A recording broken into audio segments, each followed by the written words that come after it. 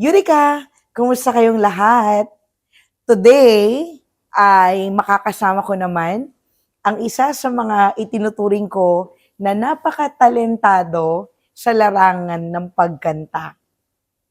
Dahil siya ay miyembro ng Maharlikans Vocal Ensembles Philippines dito sa Qatar. At siya ay walang iba kundi si Miss Earl. Hi! Doon ko po natutunan na ito pala yung community na gusto ko pong pagsilbihan. He blessed me. He blessed me with these thoughts and these ideas to put it together. Hi, good evening sa iyo, Miss Eureka, and I'm glad na nagkaroon ka ng interest na interviewin ako. And actually, hindi ko na-expect. Kasi maraming tao pwedeng interviewin, pero I'm very thankful na napili mo ako doon. Kaya kita napili kasi una, nung nakaraan na nagkaroon kayo ng concert, ikaw ang pinaka-star. Hi! Hi! At talagang na napanood ko yung mga video mo, dahil nga sa Facebook, nakapost yun, talaga namang humanga ako bukod sa ganda ng boses mo, ay yung charm mo sa pag ikaw ay nasa entablado. Kaya sabi ko, why not grab ko yung chance, no, na dahil kakilala rin kita, kaibigan, i-grab ko na yung chance na ma-interview kita sa YouTube channel ko. Miss Earl, maaari mo ba ipakilala ngayong sarili sa ating mga viewers? Sino si Miss Earl kapag wala ka sa entablado? Si Earl, pag wala sa entablado, actually, ordinaryong tao lang. I'm doing like 8-hour job sa isang government hospital dito sa Qatar. And actually, napagkakamalan nga akong introvert kasi mas okay ako na nasa bahay lang dati. At nag-evolve kasi yun sa mga susunod na mga taon. So parang ang akin, mind your own business. Ako yung nasa bahay lang, bahala kayo. Parang ganyan. So after work, wala lang, simple lang. Simple lang ang buhay para sa akin. So nothing's very special until this opportunity came to me. Kailan mo na-discover na, kasi syempre, yan bang talento mo sa pagkanta, na-discover mo yan nung bata ka pa lang o lately na lang? Yan medyo may history actually. Natatandaan ko when I was 6 years old, I think. Merong isang event sa community namin. Parang community, parang siyang homeowners association ganyan. Katapos, ewan ko ba, ang naaalala ko na lang, pinakanta ko ng isang buong song, which is itong song na to. Lagi ko lang kasi siyang naririnig sa yaya ko, which is pinsan ng papa ko na siya yung nag-aalaga sa amin before. Siguro kakakanta niya sa akin, kakakanta araw-araw, nakabisado siya. Which is, I don't know if familiar with this, kanta siya ni Shasha Padilla. And love song yun To think na 6 years old, makakanta ng isang full-length na love song. Alam mo yung kahit na? Yung kahit na, ikaw pa ay lumisan. Okay. Buo yun, nakanta ko, 6 years old, doon nag-start yun. Tapos from there, yun na, siguro yung interest, kasi it runs with the blood. I mean, from my grandma, mahusay siyang pianista. Wow. So, tapos natatandaan ko, kami magkakapatid, nahabol pa kami niya tuwing tanghali para mag-piano lesson. Pero lagi ako nasa kalsada. Tumatakas ako. So, dun siguro. Tapos ate ko, theater, rin siya, into theater din. Tapos some of my cousins are singers din. Kaya? Oo. So, ako, sa instruments, hindi ako masyado, pero more on, yun nga, sa voice. At tapos yun, elementary, high school, lagi nasa Glee Club. Tapos, until college. Tapos, syempre, church choir. So, nahasa na lang siguro. Siguro na doon ang boses, may boses bilang pagkabata. Pero, naniniwala ako na hinahasa yun.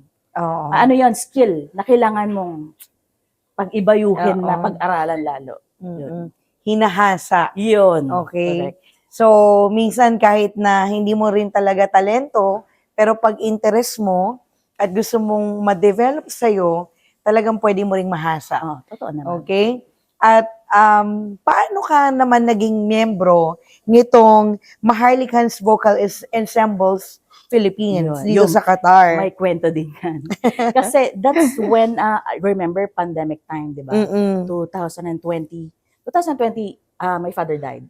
So it's like series of events in my life na parang, ano ba to?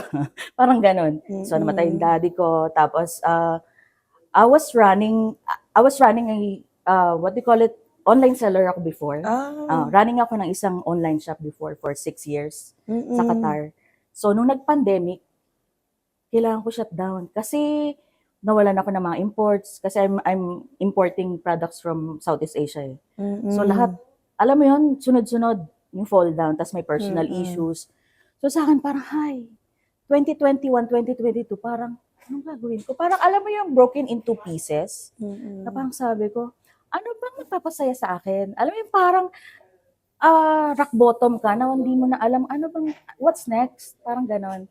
Well, you have a good job, okay ang pamilya, pero pagdating to sa point na yung para sa sarili mo na parang ano ba gusto ko, ano ba yung kasi broken kayo na parang ano ba papasaya sa'yo yung babalik yung dating ikaw.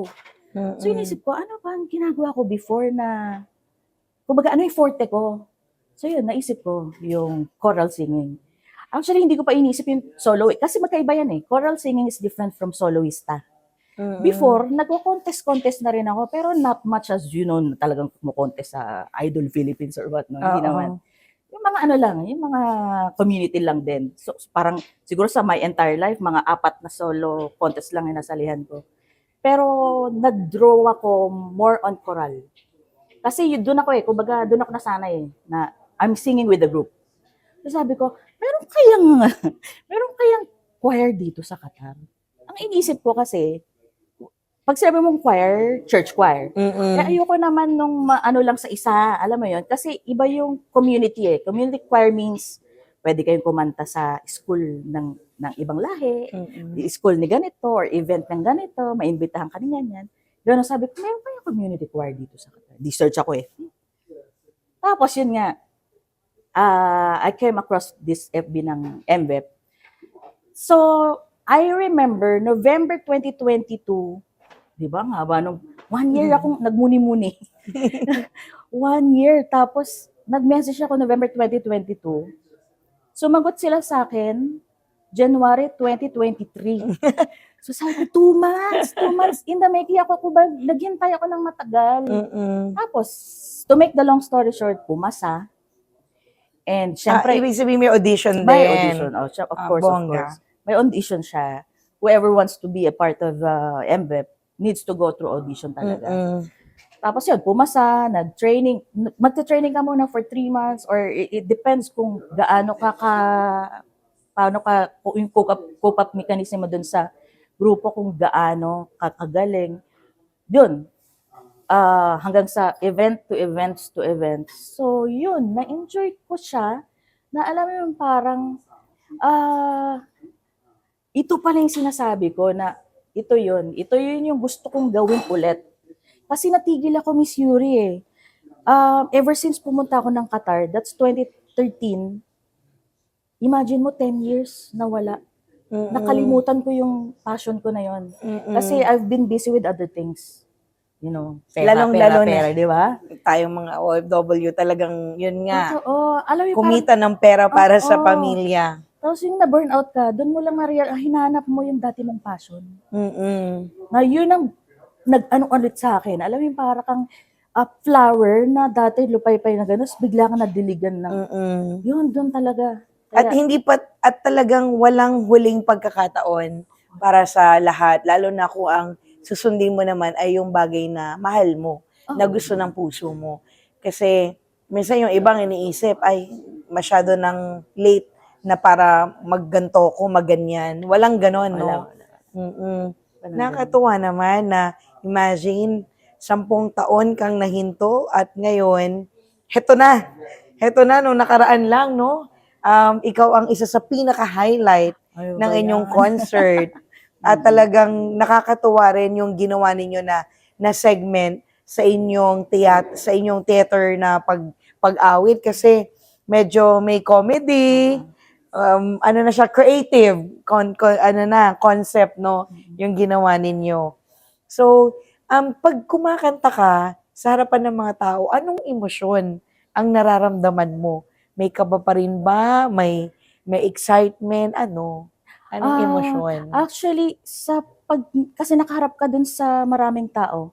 Pag nalo ka kasi sa stage, hindi mo makikita masyado eh. Kasi madilim eh, sa part nyo, Mm-mm. sa mga nanonood. Pero syempre, on your mind, may nanonood. Tapos pag may nag-iingay, alam mo kung saan galing. Mm-mm. Tapos ako, ang ano ko dyan, ang technique ko, hindi ako nag-wear ng glasses. Kasi medyo malabo na rin yung eyes ko, malakas ang astigma ko. So kapag nagpa-perform, hindi ako nag-glasses. Kasi alam ko, makikita ko sila. Makikita ko yung mga office mate ko, nanonood, mga friends ko. Pag lalong alam mo may nanonood, parang Mape-pressure ka or maiilang. kinakabahan ka, oo. May kaba pa rin. Pero iba kasi yung kaba nung nagsusolo ka lang. Diba pag soloista ka, pag nagkamali ka, wala na. Mm-mm. Pero pag you're singing with a group, alam mo yung support system, alam nyo na, at saka hindi naman kayo sasabak ng hindi Nang prepared. hindi tama. Kaya ang mangyayari niyan, confident kayong lahat, di ba? Pag salang nyo, confident kami lahat kasi prepared, we are prepared. Tama. Ganon. Kaya hindi na yung kabang, meron pa rin, pero hindi na yung talagang compared sa nagsusolon. May pagkakataon na ba na pinanghinaan ka ng loob dahil sa talento mo? Siguro dun lang sa point na kasi nga, I'm already 47. Tapos, ang grupo Hindi naman halata. Ay, thank you. Yun. Kumbaga, kung isipin ng 47, kaya pa ba ng boses ko? Kasi, to tell you honestly, di ba, ang ano nga di ba, kapag ang tao tumatanda, nagbabago na rin ang anatomical niya, di ba? So ako siguro luckily, hindi pa naman siya nagbabago yung timbre ng boses. Ganun pa rin naman. Pero syempre, may mga bata tayong mga kasama na mas magagaling, di ba? Mga middle 20s until late 30s, magagaling ang mga nasa NBEP. As in talagang lahat yan, nung pumasa yan, magagaling. Pero syempre, di ba parang, may, in some part of your, pagkatao, kumbaga maisip mo rin, 47, kaya ko pa ba? Kaya ko pa bang makipagsabayan dun sa mga mas bata, gano'n. Na, kasi yung iba talagang magagaling magbasa ng pyesa. As in, background-wise, as in, nag-choral na sa Pinas, nagkukumpit. So parang ako, effortless na kumbaga, no? Oo, kaya yun siguro, yun yung parang nagdadalong isip. Yun nga, kumbaga parang, katulad no, nung binigay sa akin yung solo part. Kasi experiment lang yun actually, miss. Kasi kumbaga binibigyan kami ng chance, lahat kami na mag-shine. So, nung yung musical director namin, kumbaga siya, experiment. Ikaw, sige nga, kantahin mo to, ganyan. So, sa akin, experiment lang yun. Nung una nga sabi ko, paano ba to? Paano ko execute? Kasi, siguro natural sa akin yung komedyante, pero hindi ko alam kung paano ko ma-justify yun in front of everybody. Kasi iba yung nasa rehearsal pa lang kayo at iba yung nasa actual. Kaya nung yung on the spot na, hindi ko akalain na gano'n response ng tao. Shucks! Nung unang, di ba 2 shows yun? Nung unang show, may response na kayo, sabi ko, shucks, gano'n pala siya. Hindi ko akalain na, kasi, inano ko lang naman kumbaga, siguro, kasi meron din akong background sa theater, pero hindi ko inaakala na ganon siya ganon yung response. Oo, just kaya sabi siya. Kaya parang sa akin, pwede pa pala, okay pa pala. Kaya pa. Oo. At sobrang ganda. Okay, sobrang ganda nung iyong performance nung time na yon. Miss Earl, meron bang kanta na malapit sa puso mo na maituturing mo na kanta ng buhay mo? Meron. And actually, itong kanta na to, later ko na lang siya talaga na-appreciate. I know you're a big fan of SB19. Yes! Di ba? Ngayon, 18. dati hindi ko, ngayon ko na lang siya na-appreciate. Tapos, At ikaw yung kasama ko sa concert. Diba? Tapos, itong kanta na to, dati, naririnig ko na siya, I think, popular na siya before. Excited ako. Until such time, di ba, SB19, inaral namin ang kanta, yun yung Mapa. Mapa. Di ba, grabe yung lyrics nun. Grabe talaga. Kaya, minsan kahit rehearsal ano pa lang, yung run-through namin, may naiiyak na sa amin talaga kasi iba yung tama niya. Yung sabihin, kumbaga, kung ikaw ay parent, may tama. Tatama sa yung lyrics. Pag ikaw ay anak, Anak, exactly. tatama rin. Kaya sabi ko, shucks. Yun yung masasabi kong nakaka-relate ako. Kasi either or, if you're a parent, if you are the children, parang, oh my God. Di ba parang ganon. Kaya yun. Kaya grabe Sangayon ako yun. na talagang malalim ang hugot ng Oo. kantang Mapa. Di ba? Ano ba yung masabi dito sa Meron akong favorite Hindi, line. at dahil dyan, kailangan ikanta yan. Hindi pwedeng magbasa-basa ng lyrics. Oo. Okay, Meron pwede dito bang yung... piliin sige. mo yung lyrics na talagang makakanta mo ng may puso na mararamdaman talaga namin? Ito, di ba, yung unang part ng Mapa is sa mama. Di ba? Mama tas papa. Yung chorus niya, yung, "Wag mag-alala, ipikit ang iyong mata, mama. Pahinga muna, ako nang bahala. Labis sa labis ang iyong nagawa, mama. Pahinga muna, ako na." Di ba? Parang, Bakit yan, yung lyrics na yan? syempre, I'm a mom, so parang, if ever my children will gonna sing it to me, parang, oh, di ba? Parang ganon. Tapos kung ako naman, sa mama ko yun ikakantahin, parang, di ba parang worth it kasi tama nga naman, di ba? Ang magulang. Tama na, masyado na silang nagsakripisyo para sa'yo. So, it's time, ikaw naman. Di ba? Eh, Yun. kamusta naman ang mga anak mo? Ilan ba ang anak mo, Miss Earl? Ayan. I have 4 kids and they're already grown. At Dalawa na kung yung... hindi ako nagkakamali, nung nakaraan na nag-post ka, tong mga anak niya ay mahusay din ang mga dalaga mo, no, na kumanta. Yun, nakuha nila yun sa akin. Actually, lahat sila kumakanta. Ay, wow. Oo. And the 2 of them, kasi I have 4, no? 3 girls and 1 boy. Yung boy at saka yung bunso, they know how to play piano. Tapos yung panganay at saka yung pangatlo, they know how to play the violin. Ay, Oo, nice. kaya sobra silang naging musically inclined. I don't know if it's that because of my influence. Pero siguro kasi nakikita nila, yun nga, kumakanta rin ako. Eh di sila din, at saka lahat sila kumakanta. Ang saya sa pakiramdam na maging isang ina, lalong-lalo na kung nakikita mo na yung mga anak mo ay talagang pinapahalagaan yung sakripisyo mo. Yun kasi yung kagandahan sa mga OFW eh. Yung kahit na malayo tayo sa pamilya, kahit na naghihirap tayo, okay, pero kung nakikita natin na maganda yung nagiging bunga ng paghihirap. Ngayon, Miss Earl, bilang isang Pilipina dito sa Qatar, ano ang pinakamalaking hamon at pinakamagandang blessing na natanggap mo? Bilang isang Filipina, siguro ano lang, doon ako magfo-focus doon sa mga kaibigan. Kasi sa work-wise, personal life, given na. Siguro doon lang ako magfo-focus doon sa mga taong naging part ng life ko from the start. Yung journey ko dito, may mga taong dadating talaga sa buhay na, yun pala ang purpose nun, kaya siya dumating. Tapos sometimes, mawawala na, magpo-for good, gano'n. Or minsan, lilipat ng ibang bansa.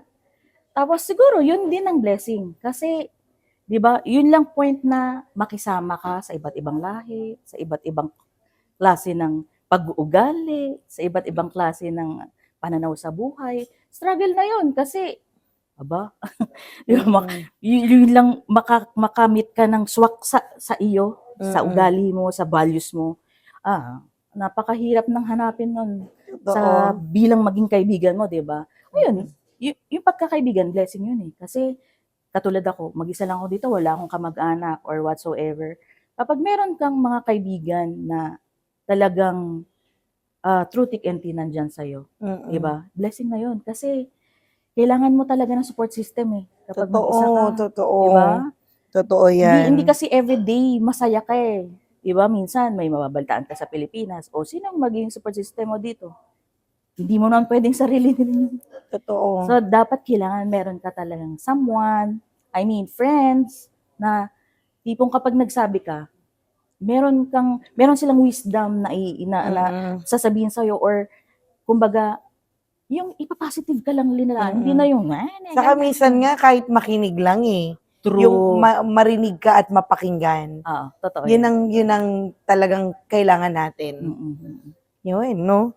Ngayon, Miss Earl, ano naman ang mensahe na nais mong ibigay sa mga kapwa natin OFW na meron ding talento sa pagkanta pero hindi pa sila ready or natatakot pa silang ipakita at iparinig ito? Mhm. Siguro ganito na lang. It's never too late for everybody. Ikaw nga Kahit- 10 years Oo, eh. no, ay, nako. 10 years na And yun and to. ano, ang music kasi it's goes for everybody. Hindi siya dahil sa age or dahil sa nationality or what. Ang music kasi hindi yan dahil magaling kang umawit. Hindi. If you feel like singing, ikaw yung malungkot, masaya, naiinis, nagagalit, 'di ba? Napapawi yan ng music. Mm-mm. 'Di ba? It can heal actually, 'di ba? Ang mapapayo ko, kapag may talent kayo pumawit, why not? Sumali ka sa ganito, 'di ba? Or kahit sabihin na natin huwag na sumali sa choral, yung bang try to be involved with musicality. Manood ka ng concert, manood ka ng mga orchestra, 'di ba? Manood ka ng mga sometimes may mga free dyan minsan sa National Library, 'di ba? May mga nag-ano. Ganun. Kasi ako, to tell you honestly, even sa work, ewan ko, my office mates can attest to that. I cannot work without something on my ears. Naka-headset ako, wag throughout. So parang sa akin, that's keeping me alive. So sa mga OFW natin, 'di ba, kapag nalulungkot ka, kumanta ka, 'di ba? Ngayon, kapag ikay nalulungkot, kumanta ka rin, Exactly. 'di ba? Never too late, never too late. 'Di ba? Feeling mo may talent ka doon, di mag-audition sa MF. Okay, sa community church, sa church choir, pwede rin naman. Ang dami natin church choir eh. So, pwede naman silang, at saka, wag niyo isipin na, kasi hindi naman ako magaling, hindi. Hindi totoo yan. Lahat ng tao may kakayanang kumanta, kailangan lang hasain. Practice, rehearse. Kasi it will never happen over time. Tama naman. Yun. Buti, ako naman hindi talaga, kahit nagustuhin ko, ako naman, pag yung positive thinker Umalay mo talaga naman, ako. oh. Pero nakanta naman ako pag malungkot. Malulungkot lang din yung makakarinig. Well, Bakit anyway. Never too late, Tama naman, oo. Ang gusto ko namang marinig, ano yung maituturing mo na eureka moment mo? Kasi pag sinabi nating eureka moment, kasi talagang yun yung highlight ng ano mo eh. Yung sa akin kasi siguro yung part na sumubok ako, tapos yun pala yun. Kumbaga, doon ako nag-shine. Kasi hindi mo malalaman talaga eh kapag hindi mo sinubukan. Kahit super afraid ka na parang mag-fail ba to? Alam mo yon. Ang importante yung sumusubok ka. Kasi hindi mo malalaman eh kung mag-click ba siya or hindi. Kahit nasabi natin dun sa pag-perform, sa business, di ba? Kahit yung sa business ko eh. Pag di mo sinubukan, paano mo malalaman kung aayos yan, di ba? Kahit sa buhay natin, di ba? Sa OFW.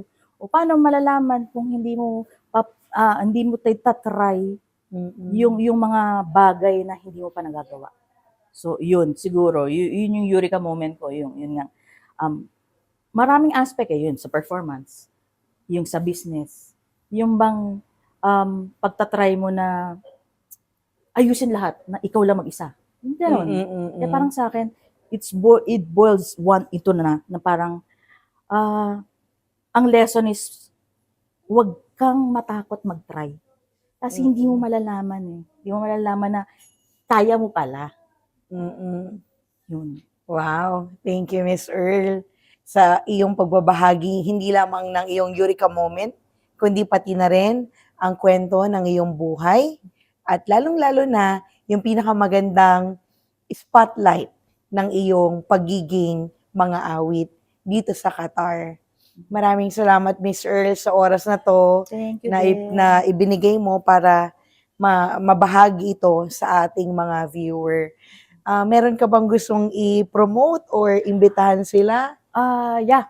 MVEP still ongoing for auditions. Medyo nangailangan pa kami ng mga mga members, kung sino man dyan yung meron pang talent sa singing, we are open for auditions, and sa mga susunod na araw, makikita nyo kami perform Independence Day, winter concert Wow. meron din, and hopefully next year baka mag-compete kami for Middle East. Wow! We're preparing for that, kaya kailangan namin ng mga members. Nice, nice. Oh, ano pang hinihintay ninyo?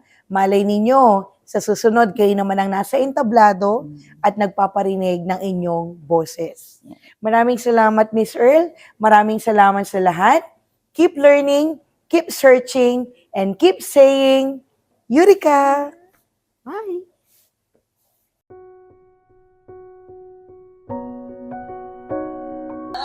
Stronger than the visions.